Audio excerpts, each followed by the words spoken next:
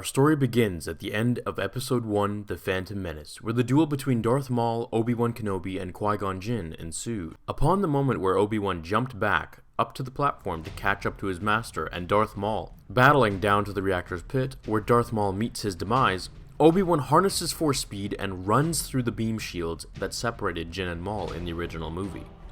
Upon catching up to his master, the fight ensues in a gruesome battle, both Jedi taking on the vicious assassin trained in the Sith arts.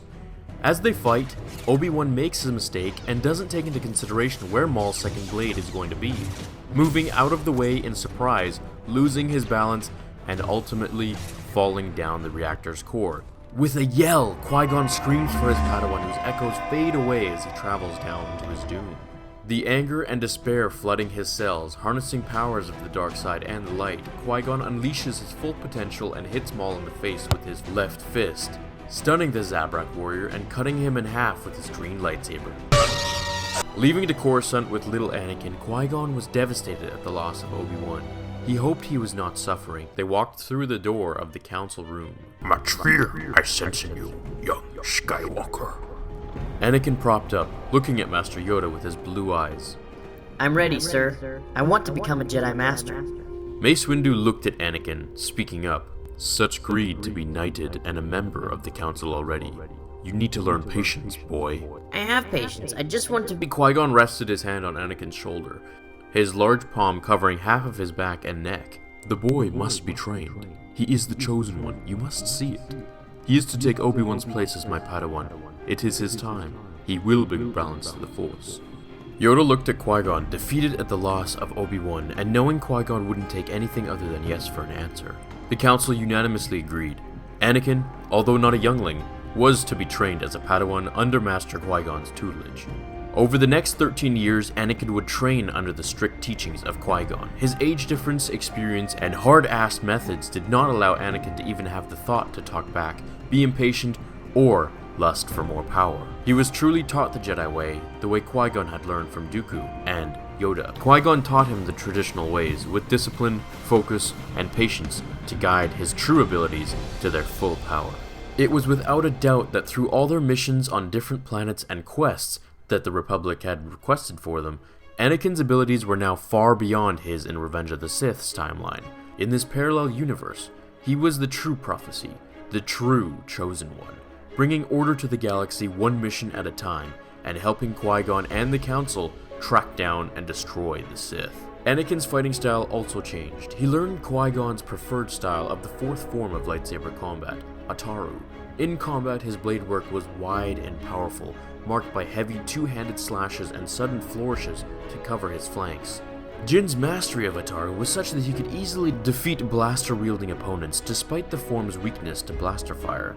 Jinn was also proficient in hand-to-hand combat, something he taught Anakin, who was gifted beyond anything he could fathom. Now an adult, Anakin was the same age as we saw him in Episode 3. The Chancellor, always having kept a close eye on him since his birth, continued to brainwash Anakin the same way he had in the original timeline, promising him the ability to save Padme from death. Although it filled Anakin's ego and enticed him, it did not fool him as well as it had when Obi-Wan was the master. He spoke to Qui-Gon about his dream regarding Padme's death, who consoled him to be mindful of this present, and not to focus on the outcome, as the very obsession with the dreams could be what creates them into reality in the first place. Much more mindful of people's manipulation and intentions, we arrive to this scene. "What did you say?" "Use my knowledge, I beg you. You're the Sith Lord." Right after this is where Anakin reports his findings to Master Windu, as Qui-Gon was on Utapau, dealing with General Grievous. Mace Windu moved the council to a meeting instead of irrationally rushing the Chancellor in his office. Upon Skywalker's confirmation, all Jedi Masters, even those on missions such as Jinn and Yoda, were present in the flesh or through holograms. "Aboard my ship, I will," said Master Yoda, cutting his relations short on Kashyyyk to return to Coruscant and aid in approaching Palpatine with the others, if he was truly the Sith Lord they were looking for. Once Yoda arrived, Master Windu and Anakin met him at his ship along with Kit Fisto and Plo Koon. The four Jedi Masters and Anakin, the Jedi Knight, walked into the Chancellor's room. Anakin followed closely behind Yoda, who was half his height, able to clearly see over him. "In the name of the Galactic Senate of the Republic, you're under arrest, Chancellor." It's treason, then. Yoda and Mace Windu rushed him as their lightsabers danced in a display of rainbow fireworks that Anakin's eyes couldn't keep up with. Their speeds were impressively fast, something he had never seen before. Mace and Yoda looked behind them as they heard the guttural screams of Kit Fisto and Plo Koon, as their lightsabers dropped to the floor along with their severed limbs. Skywalker couldn't believe his eyes. Neither could the two masters battling Sidious. As they stared in horror, right where Kit and Plo had just been decapitated, glowed two more menacing red lightsabers. Obi-Wan with orange eyes and Darth Maul stood at the entrance, walking towards Yoda and Mace Windu when Anakin almost fell over as someone flew past him. Qui-Gon Jinn ignited his green lightsaber, ready for battle. Anakin was so happy to see his master there. However, Qui-Gon didn't even acknowledge him. He was staring at Obi-Wan, his eyes locked in horror at what he had become. Mace and Yoda not leaving their gaze from Sidious, who was standing in defense, as he smiled at Maul and Kenobi. Darth Maul snarled as his nostrils flared. His lips opened as he broke the silence. You must be wondering how I survived, and how I took your Padawan to the true power of the Force, the dark side. Once I faltered and made a mistake, you luckily cut me in half, sending me down the reactor's core. The power of the dark side gives me unlimited abilities. Through my anger and my hatred for you, I survived. I knew I wanted my revenge on the Jedi. I summoned my master to come to me. As I waited his ship, I thought of the most ingenious and sinister plan. I knew how much Kenobi meant to you. I could see the despair in your eyes as I killed him. That was a pain you would have to live with forever. But what would be more painful than seeing him turn to the very resistance you base your life on defeating? This was where I grabbed his unconscious and broken body. We went to my home world on Dathomir to visit Mother Talzin, the most powerful witch in the galaxy. She repaired my severed body, brought out my true dark side abilities, and at my request, healed your Padawan's wounds and cast a spell to corrupt his mind to be my slave. Maul ordered Kenobi to attack his old master. As Maul turned to face Anakin, his two red lightsabers in front of Anakin's purple saber, Mace Windu yelled to Anakin to remember his trainings, and to fight hard until the others could join him, knowing this would be no easy task. The room sounded like 1,000,000 bees, all buzzing frantically as lightsabers moved up, down, through furniture and walls, kicks being made, Yoda literally bouncing from walls and ceilings, jumping over and around Palpatine, as Mace Windu kept his ground with much effort. Sidious, gleaming with sweat, knew he had to kill one of them as fast as he could, as he would not be able to keep up with the fight for much longer. Obi-Wan ran to Qui-Gon, telling him how he had waited for this moment for what felt like eternity, and how he couldn't wait to cut off his old master's head. Qui-Gon spoke. Obi-Wan, it is not you talking. It is the Hex. It is the spell, my old friend. Don't give in. I wish I knew you were alive. I wish I could help you. Obi-Wan, like a machine, did not answer. He thrusted his lightsaber straight towards Jinn, who blocked it, trying to talk sense into his old Padawan in the hopes of breaking through the spell, telling him of all their old missions together and how he was like a son to him. Maul pointed his lightsaber at Anakin, twirling his lightsaber as he jumped straight for Anakin, looking like a lightsaber-spiked cyclone on fire, hurling himself towards Skywalker, who stood guarded and confident. When you will not, Palpatine. Master Yoda, I sense the battle within you.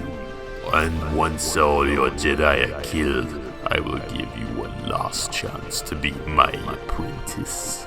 Yoda had enough. He used a very powerful force push to throw Palpatine back over his desk and into the wall, as Mace used the opportunity to run to Sidious and finish him. Yoda screamed for him to stop. No! However, it was too late. Sidious pretended to get up slowly until Windu was about to kill him when he used the dark side to spin very fast and slice the Jedi Master's legs off from the thigh. Screaming in pain, Mace lay on the ground looking at his severed legs, twitching in front of him. Palpatine moved to finish him when Yoda jumped to stop him. Kenobi spoke with such hatred and defiance. However, Qui-Gon knew the good was still within him. He knew he could bring him back. He couldn't kill him now. He planned to disarm him and save him, bringing him back to the light side. They continued their duel in a cluster of red and green movements. Anakin found it difficult to keep up with Maul's insane speed, acrobatics, and brute physical strength, He was lucky to have had lots of lightsaber training from Master Windu, who taught him the form of the pod, a variant he invented himself from the 7th form of lightsaber combat. Anakin couldn't beat him. He was being backed into the corner when he heard a guttural noise as he looked at the corner of his eye and saw Obi-Wan move his lightsaber out of Qui-Gon's stomach. Screaming with despair, he could feel the tears leaking down his cheeks as he dodged, ducked, and dipped under Maul's twirling blades. The dark side bubbled within him. Obi-Wan turned to look at Mace as he moved to finish him, who laid on the floor whimpering as he watched Yoda and Palpatine fight one-on-one with astonishing speeds. He knew this may be his death, as he was far too weak and immobilized to defend himself for long. How do you like that, boy? 2 down, 2 more little Jedi pigs to... Maul looked at Anakin straight in the eyes as he started to mumble a sentence but fell to the floor, splitting in half, this time vertically. He quickly turned and drew on the Force to move Qui-Gon's lightsaber. Instead of summoning it to his own hand, he raised it in the air and threw it to Obi-Wan's direction. This was a power he was still trying to perfect, but it was far too difficult for him. He missed Obi-Wan, but he didn't fail completely. He managed to sever his hands as Obi-Wan raised his saber above his head, grasping it with both hands. Screaming in pain, he dropped to his knees and looked at his fingers, all moving around on the floor like spiders. Anakin moved to Obi-Wan, completely silent, but with hatred Mace had never seen before. Anakin's dark side was the only part of the Force he was drawing on after seeing Qui-Gon die. Yoda flew into the wall as Palpatine pushed him aside with the Force, looking at Anakin, telling him to do it. Anakin paused and held his and his master's saber up to Obi-Wan's throat as he looked to Palpatine and said, "F*** off." Summoning the Force to propel his and Qui-Gon's lightsaber through Palpatine's chest and out his back. With a clunk, the Dark Lord fell to the floor, eyes fixed on Anakin as he plummeted face first. Skywalker, no! As Anakin was about to end Kenobi, Yoda rushed to stop him, telling him he could be turned back to normal. Much reading I have to bring Kenobi back to the light. Anakin bowed to his master as Yoda called for medical attention. Jedi Temple guards arrived to escort Obi-Wan to his confined cell within the temple until Yoda could find the right books, or if all failed, he would search the galaxy for the legendary Jedi wizard to do the job and bring Obi-Wan back. A worthy Chancellor would be appointed to office while Anakin and Padme would live happily, awaiting the birth of their 2 children, Luke and Leia. The galaxy had been restored to peace as the Sith were dead.